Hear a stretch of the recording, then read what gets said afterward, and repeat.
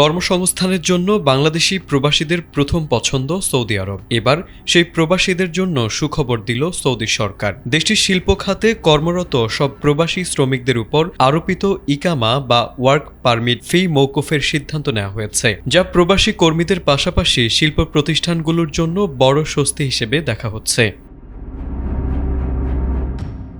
Saudi আরবের শিল্প খাতে গতি আনতে এবং বিনিয়োগ বান্ধব পরিবেশ আরও শক্তিশালী করতে এই সিদ্ধান্ত নিয়েছে দেশটির মন্ত্রিসভা। সৌদি যুবরাজ ও প্রধানমন্ত্রী মোহাম্মদ বিন সালমানের সভাপতিত্বে অনুষ্ঠিত মন্ত্রিসভার বৈঠকে এক সুপারিশে ইকামা ফি মওকুফের প্রস্তাব অনুমোদন করা হয়। সৌদি গেজেটের বরাতে এ খবর জানিয়েছে জিও নিউজ।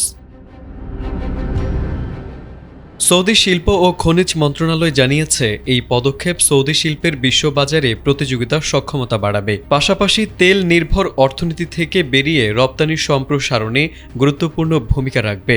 এতে বিদেশি বিনিয়োগকারীদের আগ্রহ বাড়বে বলে আশা প্রকাশ করছে মন্ত্রণালয়টি।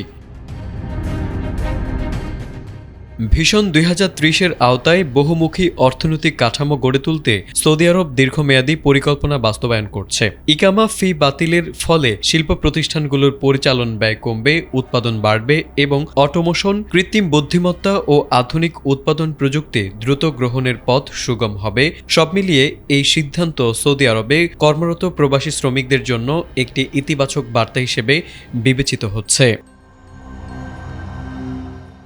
তারেক আজিজ, এটিএন বাংলা।